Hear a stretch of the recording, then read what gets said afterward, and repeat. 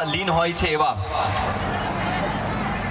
ઠાસરા વિધાનસભાના પરમાર સાહેબને સાંભળવાનો હું વિનંતી કરીશ.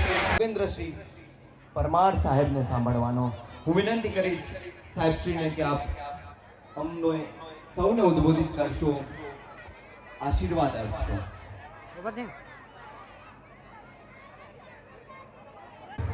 ઠાસરા મુકામે શારદા સંકુલની અંદર આજના પ્રોગ્રામમાં ઉપસ્થિત આ સંકુલના ટ્રસ્ટીશ્રી અંકિતભાઈ, સંકુલના સ્થાપક નિવૃત્તા શારદાબેન, અમારા સાથી મિત્ર અમારા વડીલ કાકા શૈલેષભાઈ, તેમજ મારા લક્ષ્મણસિંહ, જયદીપસિંહ, રાજુભાઈ, જિલ્લામાંથી પધારેલા માછી સાહેબ, તેમજ આજુબાજુ ગામમાંથી પધારેલા તમામ વડીલો, યુવાનો, બહેનો અને જેના માટે ઉપસ્થિત તમામ વિદ્યાર્થી મિત્રો. આમ તો અંકિતભાઈ ના પાડી કે આજનો પ્રોગ્રામ બાળકોનો પ્રોગ્રામ છે તો મારી સ્પીચ રાખશો નહીં, કેમ કે સામે જે બેઠેલા છે એ એમના બાળકોનો સ્ટેજ પ્રોગ્રામ જોવા આવ્યા છે. અંકિતભાઈની ઈચ્છા હતી કે ભાઈ તો 2 શબ્દો બોલજો. ખરેખર ઠાસરાની અંદર આવી સ્કૂલ ચલાવવી ખૂબ અઘરી વાત છે કે એનો બેઠો તમે જોડે એટલે 1 થી 12 સ્કૂલની અંદર વિગત લેતો હતો. અંકિતભાઈ તમે આ સ્કૂલ કઈ રીતના ચલાવો છો? એટલે 1 થી 8 ધોરણ, 9 થી 12 ધોરણ, એમ તમામ 1 થી 12 ધોરણની અંદર સૌથી ઓછા ફીની અંદર એના બાળકોને ભણાવો છે. આપણો ઠાસરા વિધાનસભા એ ગ્રામ્ય વિસ્તાર છે. અમે ઠાસરા આજુ ગામડાઓ ડાકોર હોય, સેવાલિયા હોય, ટોટલી આપણો ગ્રામ્ય વિસ્તાર છે. પણ ઠાસરાની આજુબાજુના ગામડાના બાળકો જે મધ્યમ વર્ગના બાળકો છે એ આ સ્કૂલમાં ભણવા આવે છે અને ખૂબ સારી રીતે ભણાઈ રહ્યા છે. કેમ કે ઓછી ફીની અંદર આ સંસ્થા ચલાવવી ખૂબ અઘરી વસ્તુ છે. હું પણ મારા ગામની સંસ્થા ચલાવું છું. મારી ગ્રાન્ટેડ સ્કૂલ છે. ગ્રાન્ટેડ સ્કૂલ હોય તો શિક્ષકોનો પગાર સરકાર આપતી હોય છે. આ સ્કૂલની અંદર અંકિતભાઈ ગ્રાન્ટેડ સ્કૂલ નથી એટલે આ ફીની અંદરથી આ સંસ્થા ચલાવવાની હોય છે. આ સંસ્થાની અંદર ઘણી બધી વસ્તુ જરૂર પડતી હોય છે. એ તમામ વસ્તુ ઓછી ફીની અંદર અંકિતભાઈ ચલાવે છે. એના માટે હું ઠાસરાના આજુબાજુ ગામના તમારા વતી અંકિતભાઈનો આભાર માનું છું. કેમ કે ઓછી ફીની અંદર તમારા બાળકોને ખૂબ સારી રીતે ભણાવો છે. સાથે સાથે શિક્ષક મિત્રો પણ એને વિનંતી કરું, આજે ગામના મધ્યમના બાળકો છે તો તમે સારો અભ્યાસ કરાવજો. કેમ કે સરકારી સ્કૂલો આજે સવારે ડાકોરની અંદર કન્યા શાળાની અંદર ગયો હતો. સ્કૂલ એટલી ફાઇન બનાવી છે પણ છોકરા કન્યા શાળા છે લગભગ 600 બાળકીઓ ભણી રહી છે. ખૂબ સારું મેં એમને પ્રવચન કરીને કહ્યું કે આ સ્કૂલ સરકાર તમારે ઘણું બધું કરી રહી છે પણ તમારે ભણવું જોઈએ. સરકાર માટે પૈસા ખર્ચવું અઘરું નથી, પણ સાદા સંકુલની અંદર કંઈ નવો પ્રોગ્રામ બનાવવો હોય તો શિક્ષકો અંકિતભાઈ આપણા બાળકો વધારે ફી લઈ શકે નહીં. પણ ખરેખર ઓછી ફીની અંદર આટલો સારો પ્રોગ્રામ કરવો, સારા બાળકોને ભણાવવા, સારો પગાર આપવો. અને બીજી વાત કરીએ કે ઘણા બધા શિક્ષક મિત્રો છેલ્લા 12 વર્ષથી નોકરી કરે છે. ખરેખર એમને કોઈ અભિનંદન આપવા જોઈએ. બાકી મને જ લાગે ત્યાં સુધી પ્રાઇવેટ સ્કૂલની અંદર કોઈ 12 વર્ષ નોકરી કરે નહીં. કેમ કે કંઈ ને કંઈ નાના મોટા ઇસ્યુ થાય, પગાર ઓછું પડે તો એ શિક્ષકો નોકરી છોડી બીજે જતા હોય છે. પણ ખરેખર અંકિતભાઈનો ખૂબ આભાર માનું છું અને ઠાસરા વિધાનસભાના ગામના જે બી છોકરાઓ ભણે છે તમારા વતી એનો આભાર માનું છું કે સારી સંસ્થા ચલાવી રહી છે. અંકિતભાઈ કદાચ ભવિષ્યની અંદર આ સંકુલ ખૂબ પ્રગતિ કરે એવી પ્રાર્થના કરું છું. મેં કહ્યું કે સરકારની અંદર દરેક ગામની અંદર જે સ્કૂલો બની રહી છે, ખૂબ મોટી મોટી સ્કૂલો બની રહી છે, એ બાળકોને ખૂબ સારા ભણી રહ્યા છે. જે ગરીબ બાળકો હોય એ સરકારનું ધ્યાન આપતી હોય છે, જે મધ્યમ બાળક હોય છે આ સ્કૂલમાં ભણતા હોય છે, નાની ઉપર કદાચ જે પૈસાના છોકરા હોય છે તે સારી ભણવા જતા હોય છે. પણ મેં કહ્યું આપણે ઠાસરા વિધાનસભા ગામને વિસ્તાર વધારે છે એટલે આવી સ્કૂલની અંદર સારા છોકરા ભણે એ જ રીતે આશા રાખું છું. અને વિદ્યાર્થીઓએ અત્યારે ખૂબ સારો પ્રોગ્રામ કર્યો એનો પણ અભિનંદન આપું છું, આભાર માનું છું. અને બાળકોને કહું છું કે ભાઈ તમે પછી માતા પિતા વિનંતી કરું જે મોબાઈલનો પ્રોગ્રામ જોયો ખરેખર પ્રોગ્રામ હકીકત પ્રોગ્રામ છે. આપણું બાળક 2 વર્ષનું થાય એટલે મોબાઈલ લઈને બેસી જતું હોય એટલે માતા પિતા પણ એવું ઈચ્છે કે એટલે મોબાઈલ લઈ લે અને બીજું કામ કરતા હોય છે. ખરેખર એ ટેવ બહુ ખોટી છે. એના લીધે ઘણા બધા આપણા બાળકોને આંખમાં હોય કે બહુ પ્રોબ્લેમ થતા હોય છે. તો માતા પિતાને વિનંતી કરું કે તમારા બાળકોને મોબાઈલથી દૂર રાખજો. કદાચ કલાક એવો હોય કે તમને વખત આપજો, પણ આખો દિવસ મોબાઈલ અમને આપતા નહીં. ખાસ વિનંતી એ કે 12મા ધોરણ સુધી એમના બાળકોને મોબાઈલ ન હોય પોતાનો લઈ આપવાનો નહીં. બાળક પછી તમે 2 વસ્તુ બરાબર છે, પણ 1 થી 12 સુધી મોબાઈલ તમે આપતા નહીં. તો તમારું બાળક સારી રીતે ભણી શકશે. મોબાઈલ પણ ખૂબ અગત્યનો છે, પણ એની અંદર ઘણું બધું આવતું હોય છે.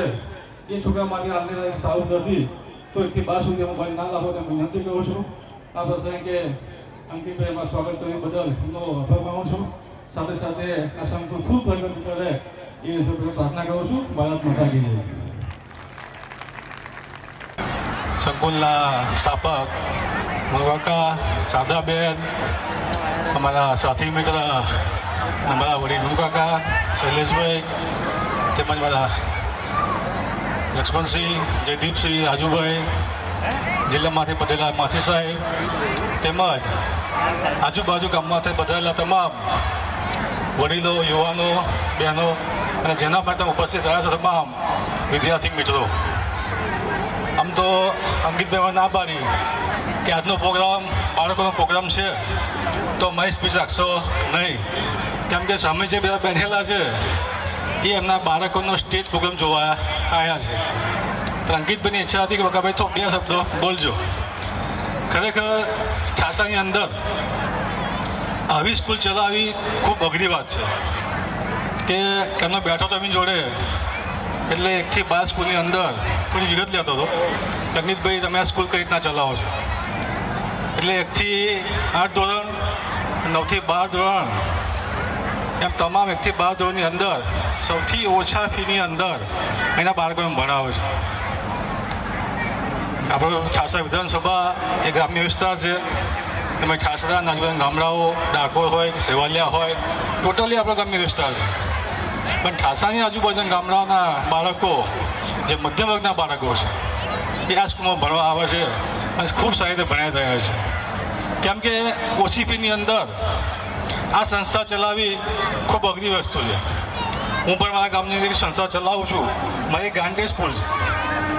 ગાંધી સ્કૂલ હોય તો શિક્ષકોનો પગાર સરકાર આપતી હોય છે, પણ આ સ્કૂલની અંદર અંકિતભાઈ ગાંધી સ્કૂલ નથી, એટલે આ ફીની અંદરથી જ આ સંસ્થા ચલાવવાની હોય છે. અને સંસ્થાની અંદર ઘણી બધી વસ્તુની જરૂર પડતી હોય છે. એ તમામ વસ્તુ ઓછી ફીની અંદર અંકિતભાઈ ચલાવે છે. એના માટે હું ઠાસાના આજુબાજુ ગામના તમારા વતી અંકિતભાઈનો આભાર માનું છું. કેમ કે ઓછી ફીની અંદર તમારા બાળકોને ખૂબ સારી રીતે ભણાવે છે. સાથે સાથે શિક્ષક મિત્રો પણ એને વિનંતી કરું, આજુબાજુ ગામના મધ્યમના બાળકો છે તો તમે સારો અભ્યાસ કરાવજો. કેમ કે સરકારી સ્કૂલો આજે સવારે ડાકોરની અંદર કન્યા શાળા ગયો હતો. સ્કૂલ એટલી ફાઇન બનાવી છે અને છોકરા કન્યા શાળા છે, 600 બાળકીઓ ભણી રહી છે. ખૂબ સારું મેં એમને પ્રવચન કરીને કહ્યું કે આ સ્કૂલ સરકાર તમારે ઘણું બધું કરી રહી છે, પણ તમારે ભણવું જોઈએ. સરકાર માટે પૈસા ખર્ચવું અઘરું નથી, પણ સાદા સંકુલની અંદર કંઈ નવો પ્રોગ્રામ બનાવવો હોય તો શિક્ષકો અંકિતભાઈ આપણા બાળકો જે વધારે ફી લઈ શકે નહીં. પણ ખરેખર એથી ઓછી ફીની અંદર આટલો સારો પ્રોગ્રામ કરો, સારા બાળકોને ભણાવવા, સારો પગાર આપવો. અને બીજી વાત કરી કે ઘણા બધા શિક્ષક મિત્રો છેલ્લા 12 વર્ષથી નોકરી કરે છે.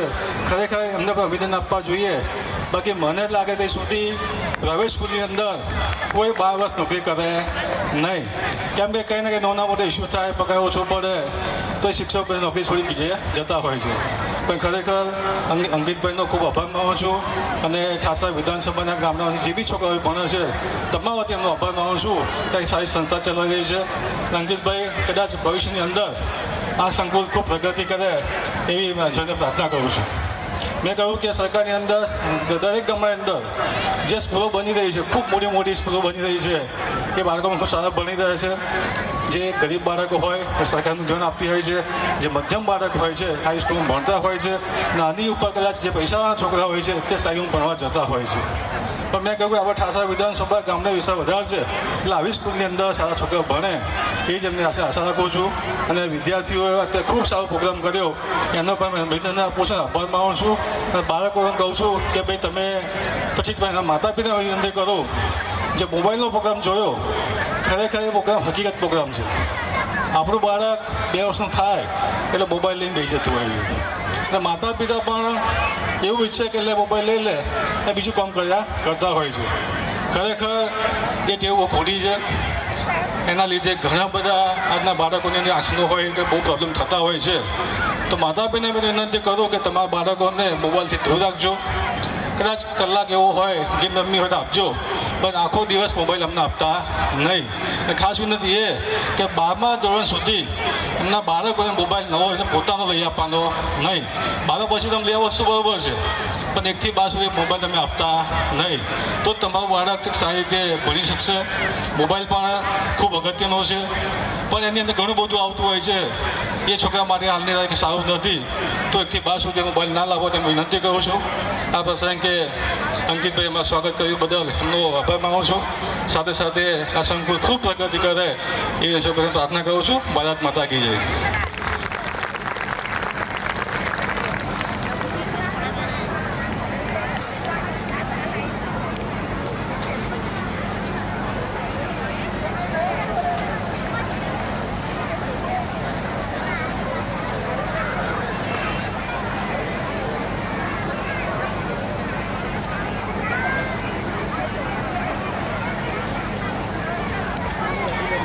ખૂબ ખૂબ ધન્યવાદ સાહેબ આપનો. અને આપની સહજતા સ્પર્શી ગઈ અમને. પુનઃ એકવાર આપે જે મુદ્દા ધ્યાને દોર્યા એ બદલ એક મુદ્દા આપે ધ્યાને દોર્યા છે. મોબાઈલની વાત હોય, બાળકોનો આભાર. આ પદ ઉપર પહોંચ્યા પછી અભિનંદન તો બધા આપી શકે, આભાર માનો ને એ જ સૌથી મોટી સહજતા અને સરળતા છે. એ ખૂબ હૃદયસ્પર્શી હતું. આપનો ખૂબ ખૂબ આભાર.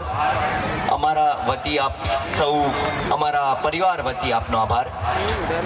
આ અવસરે આ કાર્યક્રમને ખૂબ સુંદર મજાનો નિહાળીને રોટરી ક્લબ ઠાસરાના પૂર્વ પ્રમુખ અને 20 ગામ મંડળના પ્રમુખ દ્વારા 15,000 રૂપિયાનું આ બાળકોને, શાળા પરિવારને ઇનામ આપવામાં આવ્યું છે. તો આપણે જોરદાર તાળીઓથી આ ઇનામને વધાવી લઈશું.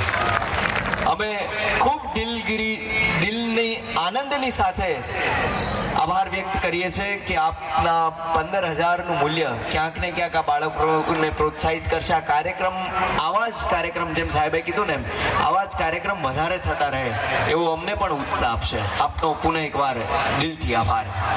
હવે આપણે પ્રસ્તુતિ જોવી છે, એ વિશેષ પ્રસ્તુતિ છે. હમણાં થોડાક જ દિવસો પહેલા આપણે હોળીની ઉજવણી કરી અને ભક્ત પ્રહલાદની આરાધનાની આપણને સૌને વાર્તા ખબર છે. એવું જ ભક્ત પ્રહલાદનું એક સુંદર મજાનું, જ્યાં ભગવાન વિષ્ણુ સ્વરૂપ પ્રસ્તુત થશે, ભક્ત પ્રહલાદ પ્રસ્તુત થશે, અને એવું આપણે સુંદર મજાનું નાટકને નિહાળવું છે. આવો ધોરણ 8ના બાળકો દ્વારા પ્રસ્તુત મનીષભાઈ અને એમના દરેક બાળકો દ્વારા વિશેષ પ્રસ્તુતિ નિહાળીએ ભક્ત પ્રહલાદ નાટક. Mas era um